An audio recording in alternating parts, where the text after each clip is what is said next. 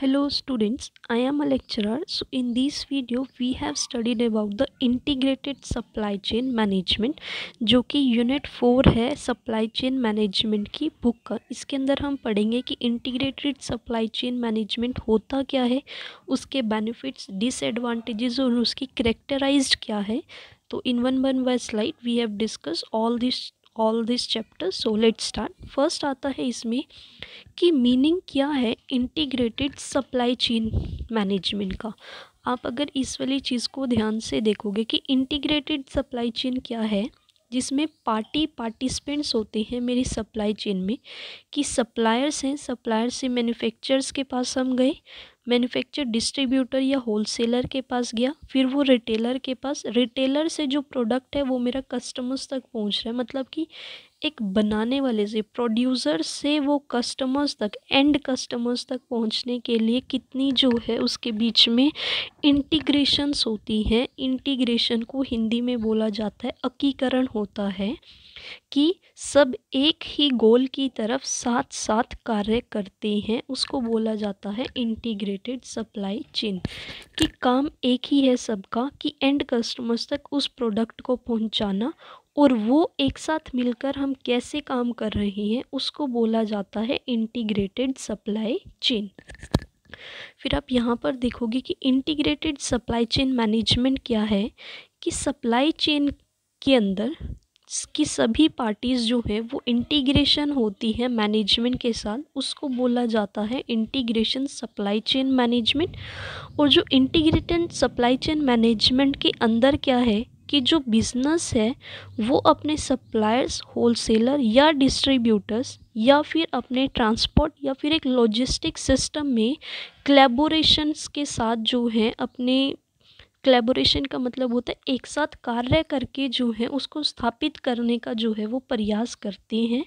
फिर आता है कि एक ऐसा सिस्टम बनाया जाता है कि सभी पार्टीज़ का इंटीग्रेशन द्वारा सभी को लाभ हो सके, कि एक ऐसा सिस्टम बनाया जाता है जिसमें सारी पार्टीज़ को इंटीग्रेशन के द्वारा जो है उनको जो है बेनिफिट मिल सके, और उनके जो प्रॉफिट्स हैं वो हायर हो सके, और जो उनका रिस्क है वो उनको कम से कम जो है वो उठाना पड़े, उसको बोला जाता है इसमें इंटीग्रेशन सप्लाई चेन मैनेजमेंट।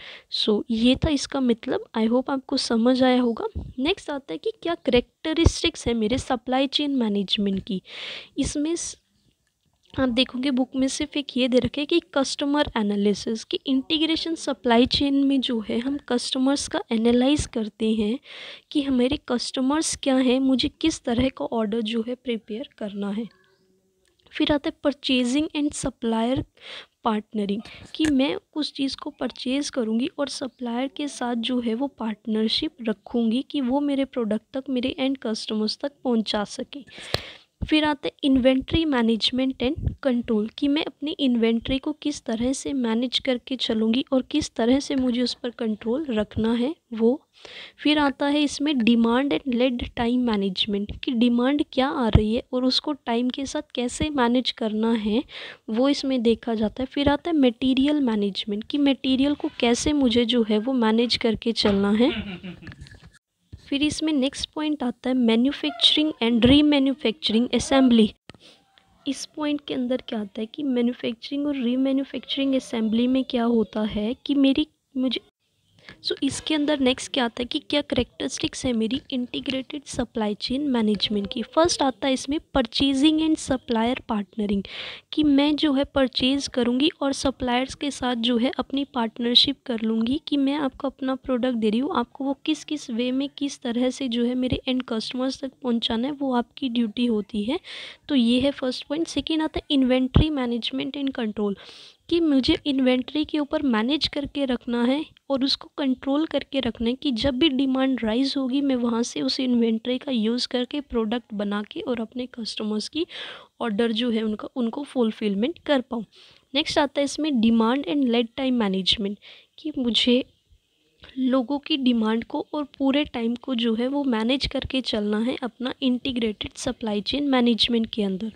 फिर आता है मटेरियल मैनेजमेंट, कि जो भी मटेरियल है उसको किस तरह से मैनेज करना है, क्या क्वालिटी जो है मुझे अपने कस्टमर्स तक देनी है, उसको जो है मुझे मैनेज करके चलना है। नेक्स्ट आता है मैन्युफैक्चरिंग एंड रीमैन्युफैक्चरिंग असेंबली, कि जो भी मुझे प्रोडक्ट बनाने के लिए मैन्युफैक्चरिंग करना है या उसको दोबारा से पुराने प्रोडक्ट को, एग्जिस्टिंग प्रोडक्ट को न्यू प्रोडक्ट में लोगों की डिमांड के अकॉर्डिंग कैसे जो है उसको मैन्युफैक्चर करना है, वो सब भी जो है इसके अंदर इंक्लूड होता है। नेक्स्ट आता है स्टोरेज एंड ट्रांसपोर्टेशन, कि मैंने प्रोडक्ट बना लिया, अब मैं उस प्रोडक्ट को स्टोर किस वे में करूँ, उसकी पैकेजिंग लेबलिंग क्या होनी चाहिए, उसकी ट्रांसपोर्टेशन के टाइम पर जब मैं उसको एक जगह से दूसरी जगह पहुंचा रही हूँ अपने कस्टमर्स तक, तो उसमें जो है कोई भी चीज़ जो है ऐसी ना हो पैकेजिंग के टाइम पर कि वो टूट जाए या फिर वो ख़राब हो जाए, तो उसके ऊपर भी बहुत अच्छी तरह से ध्यान देना है।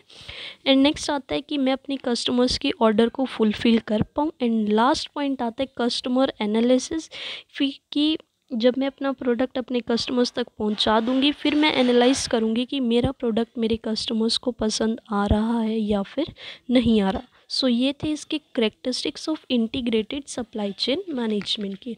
सो आई होप ये आपको समझ आए होंगे। नेक्स्ट आता है कि क्या फोर्सेस ड्राइविंग है जो इंक्रीज़ करता है मेरे इंटीग्रेशन को। फर्स्ट आता है इसमें इंक्रीज्ड कॉस्ट कॉम्पिटिटिवनेस, कि कॉम्पिटिटिवनेस की जो कॉस्ट होती है ये जो है उसको इंक्रीज़ कर देता है।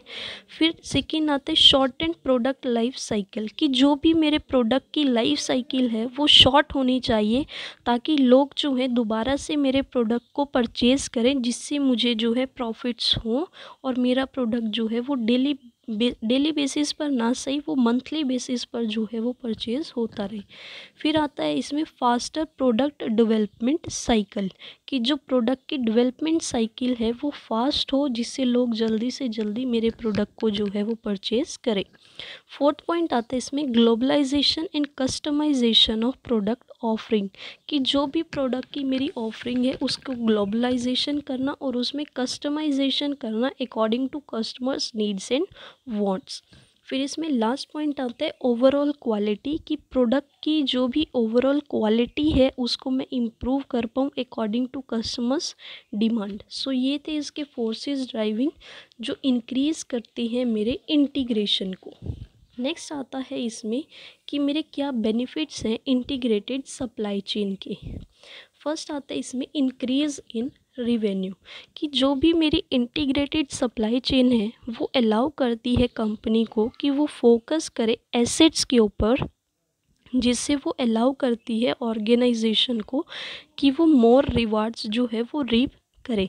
तो जो इंटीग्रेटेड सप्लाई चेन है वो अलाउ करती है कंपनी को कि वो उनको प्रायोरिटाइज दे, उनको अहमियत दे और वो फोकस करे अपने स्पेशलाइज्ड एसेट्स के ऊपर, जिससे जो प्रोडक्ट है वो उसमें इम्प्रूव होगा और जो मेरे मार्केट शेयर है वो इंक्रीज़ होगा और उसके साथ साथ जो मेरे ऑपरेटिंग प्रॉफिट्स हैं वो भी और ज़्यादा एनहेंस होंगे। सेकंड पॉइंट आता है इसमें कंट्रोल्ड कॉस्ट, कि जो इंटीग्रेटेड सप्लाई चेन है वो अलाउ करती है कि वो हमारी कॉस्ट को जो है रिड्यूस कर देंगे, स्पेशली किसमें, ट्रांजैक्शन कॉस्ट के अंदर, जो कि अनएवॉइडेबल होती है मेरे सब्सिडरी के अंदर, पार्टनर्स के अंदर और वेंडर्स के अंदर। फिर इसमें थर्ड पॉइंट आता है क्वालिटी कंट्रोल, की सप्लाई चेन जो है वो मेरी हेल्प करती है इंश्योर करने में क्वालिटी को, व्हेन जब उसमें अटेम्प्ट्स होते हैं और वो जो है एक सीक्रेट कॉम्प्लाइंस चेक होता है, ये जो है इमेंसली डिफ़िकल्ट होता है मेरे लिए कि मैं उसको अप्रूव करूं और उसको और ज़्यादा जो है अलोंग उसके साथ जो भी फॉल्ट्स आ रहे हैं प्रोडक्ट को उसको पास करूं। फिर आता है इसमें कॉम्पिटिटिव एज, इसमें क्या आता है विद फाइनेंशियल एडवांटेज के साथ जो स्ट्रिक्टर कॉम्प्लाइंस है या फिर जो बेटर प्रोडक्ट है कंपनी का, वो एबल होता है कि वो फाइट कर सके उसके कंपटीशन के साथ और वो मर्ज हो एक विनर के साथ, किसके विनर के साथ, with integrated supply chain management के साथ। अदर बेनिफिट्स में क्या आता है इसके, कि इसमें बहुत ही कम बैरियर्स होते हैं और इसमें फास्टर रिस्पॉन्स होता है, चेंज मार्केट में कितनी डिमांड आ रही है उसकी चेंज का फास्ट ही रिस्पॉन्स भी मिल जाता है। फिर आता है कि इसमें जो कैपिटल इन्वेस्टमेंट है वो कम होती है मैन्युफैक्चरिंग की कैपेसिटी के अंदर। और एक और पॉइंट इसके अंदर आता है इसके अदर बेनिफिट्स में, कि जो मैन्युफैक्चरिंग ऑपरेशन की कॉस्ट होती है वो भी इसके अंदर जो है वो कम होती है। अब है इसकी कि इसमें डिसएडवांटेजेस क्या है मेरे इंटीग्रेटेड सप्लाई चेन मैनेजमेंट की।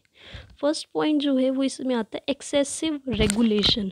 कि जो इंटीग्रेशन है मेरे सारे सप्लायर्स की, वो एक चैलेंज पॉज करती हैं बिजनेस में, और वो ट्राई करती हैं कि वो मैनेज करे सारी की सारी इंटरनल और एक्सटर्नल सप्लाई को। लेकिन हर एक सप्लायर को ज़रूरत नहीं होती कि वो रेगुलेट करे या फिर उनके नॉर्म्स को जो है वो कंपाइल करे। तो इसीलिए इंटीग्रेशन सप्लाई चेन मैनेजमेंट जो है वो नीडलेसली होती है, और वो कंपेल करती है सारे के सप्लायर्स को। फिर इसमें सेकेंड पॉइंट आता है नीडलेस कॉम्प्लिकेशन। कि इंटीग्रेटेड सप्लाई चेन मैनेजमेंट जो है वो इजीली लेड करती है एक कॉम्प्लिकेटेड सिनेरियो के साथ, जिसमें उसके जो रिसोर्सेज होते हैं वो शेयर्ड किए जाते हैं और वो अननेसेसरीली जो है वो वेस्ट हो जाते हैं। इसीलिए हर एक सप्लायर को जो है वो ज़रूरत नहीं होती हर एक सिस्टम की। फिर इसमें फोर्थ पॉइंट आता है शॉर्टेज ऑफ सप्लायर्स और वेंडर्स। इसके अंदर क्या आएगा कि इसमें जो है शॉर्टेज होती है सप्लायर्स की और वेंडर्स की, क्योंकि वो चूज़ नहीं कर पाते एक नए कॉन्ट्रैक्ट को लेने में, वो डरते हैं in terms of supply integration, और वो जो है उनके बिजनेस को प्रायोरिटाइज करने में जो है सूट नहीं करती। लास्ट पॉइंट आता है इसमें वनरेबल टू सिस्टम कोलैप्स। इसमें क्या आएगा कि इसमें जो है there can be a collapse हो सकता है इन द चेक्स में और उसके बैलेंस में। इफ़ अगर उसमें कोई भी लैप्स आ रहा है इन द इंस्पेक्शन के टाइम और कोई भी एक एरर आ रहा है, तो वो जो है पूरे ही होल सिस्टम को जो है वो डाउन कर देता है। तो ये थे इसके disadvantages of integration supply chain management. I hope आपको सब समझ आएगा। एक बार आप ओवरव्यू करना, दोबारा से सुनना, ना समझ आए you will comment down, I will explain you in comment section or in another video also. So if you like it, then please subscribe my channel, like, comment and share. Thank you so much.